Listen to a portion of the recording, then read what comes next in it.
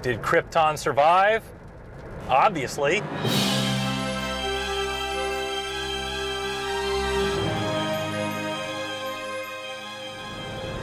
Greetings everyone and welcome to the ride back, day 3 of my finale week. Catching up with all the shows, all their finales. I decided to go ahead and watch Krypton today in its finale after only like 10 episodes. Now, when I originally started talking about like the first episode, when I did the first ride back with the first episode of Krypton, I mentioned how it was overall pointless.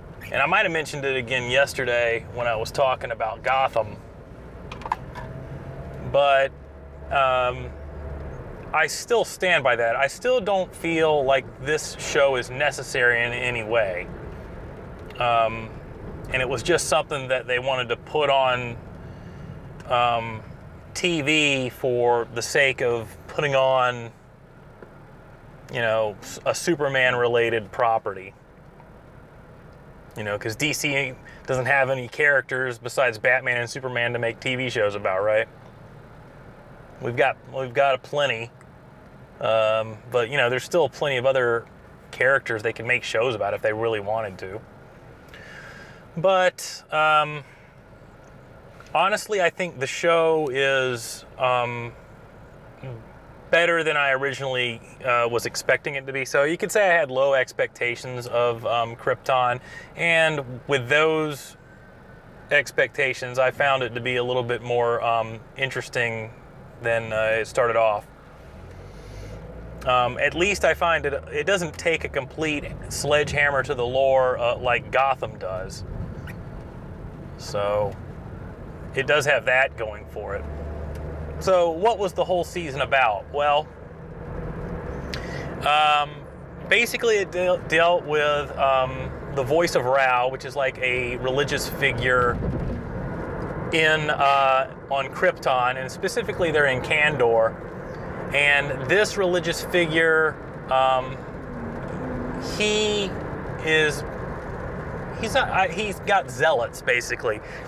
And throughout the season, Zig-El, Superman's grandfather, is trying to uncover the plot of who, like, Black Zero is, which is a faction that are basically leading a resistance against the voice of Ra. And he finds out about this because of Adam Strange, who is kind of he's a time traveler who is trying to ensure that history plays out the way it's supposed to be, and that Superman comes into existence. Because if something were to happen, they could potentially lose Superman. So throughout the season,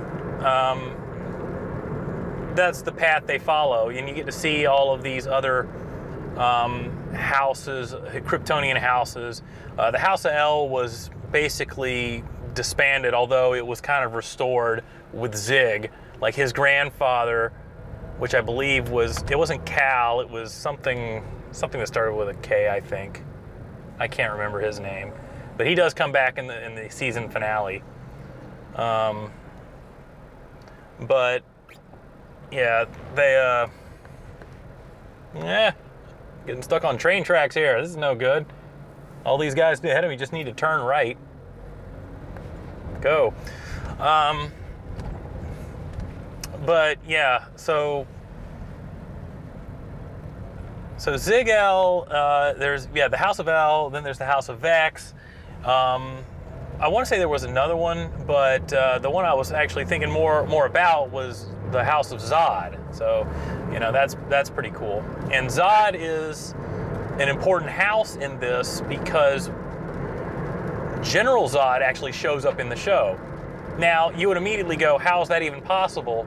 But then you have to just immediately go, oh yeah, someone's time traveling. So I can't remember exactly how he wound up in, in Krypton's past. I can't remember exactly how that happened.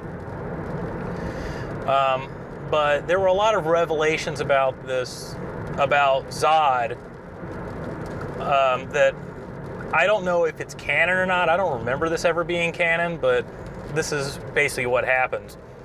So Zod appears, he meets his own mother, which I think is like Back to the Future dangerous, and he decides that he is going to try to prevent the voice of Ra, who turns out to be Brainiac, which I think was no big secret, he's going to prevent that from happening. Basically, he's trying to save Krypton, which, you would think is perfectly fine. Oh, well, yeah, I mean, it's a good idea that he should save an entire planet, but things need to play out the way they do because otherwise you won't have Superman. So I'm like, well, that's interesting. So they're trying to ensure that Brainiac destroys Kandar, or more accurately, collects Kandar, and that's what happens. So it's kind of stupid in that respect because Adam Strange's whole point, the whole point of him being there is to make sure that Superman is okay. But it turns out that Brainiac wasn't the issue. The issue was actually General Zod. During their how are we going to stop Brainiac?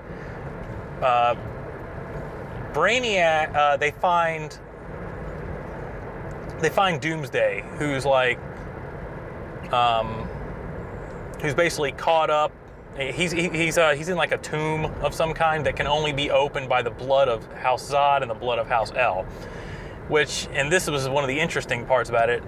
General Zod later on, and they open it once, but then Zod opens it up again by himself because he apparently has both the blood of House Zod and House El. And so that means who's his father? Zig. Zig is his father, along with his mother, who I can't remember her name. So I thought that was really interesting, that Zod was revealed to actually be, in a way, Superman's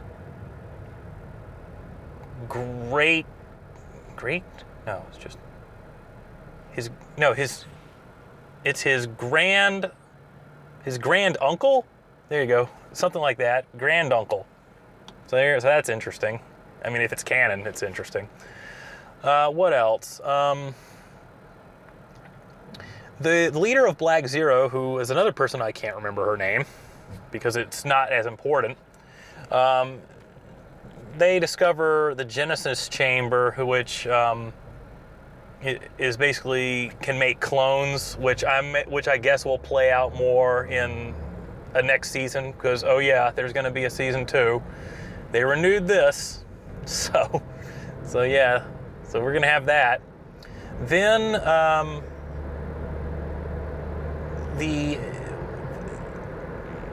gosh, I can't remember some of their names because they're just not as important as Zig or Zod. So let me just basically go over how it ends. First of all, what they do is they get Zig's grandfather out of the Phantom Zone, and because of the very first episode, he was basically sentenced to die and cast out into not the wilds, but yeah, I guess you could call it the wild. It's basically, they live in like a dome that protects them from the like harsh land outside the dome. So they cast him out of there and actually like send him to death by like jumping, which is kind of barbaric when you consider this such an advanced race.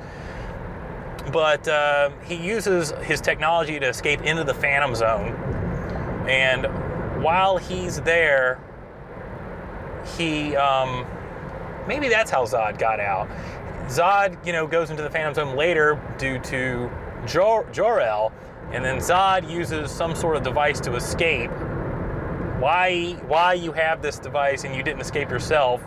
It came from Zig's grandfather. So Zod escaped that, but the grandfather came back so they can try to figure out how they can defeat Brainiac. So what they decide on, Zod says, all right, what we're going to do is, since Zig's grandfather has like knowledge of the future, because he apparently in the Phantom Zone you can glimpse past, present, and future. He's willing to barter the protection of Krypton if he gives over that he collects his grandfather in order to like know everything that's going to happen, because that's what Brainiac wants, is more information. He always wants more information. So they basically end up tricking Brainiac into getting, Zig tricks him into taking him into the Phantom Zone. And then, but he doesn't get away. Zig gets pulled into the Phantom Zone along with Brainiac. And that means that, and then, well, what happens after that is that General Zod basically takes over the Rankless, who I mentioned in my original episode of The Ride Back. The Rankless are like the classless system, the Rankless. And now he's going to it's basically a war state. He's making, remember, he's just taken over Kandor. He hasn't taken over Krypton. He's just, now he's going to like basically lead all of these Rankless in a revolt to basically try to take over Krypton. So Superman's cape was fully restored when Brainiac was removed, and you thought that, oh, well, he's been saved. Well, that's not exactly what happened. After it was fully restored, the S changed from the symbol of House L, the S, into the symbol for House Zod. So now, it's almost like it wasn't ever created, or maybe this is, I don't know what it means. I do know that they're going to have season 2, and now General Zod is basically trying to take over Krypton. So we are going to get a season 2. And then at the very end of that, the stinger showed that Doomsday punched his way out of the device, out of his little hibernation chamber. So that all of that happened. So honestly, I thought that was pretty cool. Now, does that mean that this show is still necessary? No, it's not. But I find it at least more interesting than Gotham. So I don't know. It's not my favorite of the shows, but I would say that if you didn't watch Gotham and you don't mind me spoiling everything and you wanted to see how that happened, I would still check it out. It's not any great piece of television because it's so, it's kind of by the numbers, but I have to admit that they managed to succeed where I didn't think they would. I think the show is at least somewhat interesting, if you're into like Superman lore and stuff like that. If it's canon, I honestly don't know. But I'm approaching my destination, and as always, hope you enjoyed my thoughts on the season finale to Krypton Season 1, and tune in tomorrow where I will put up another one. This time it will be The Flash. Hey everyone, thank you for watching, and please take a minute to like, comment, and subscribe for more super videos.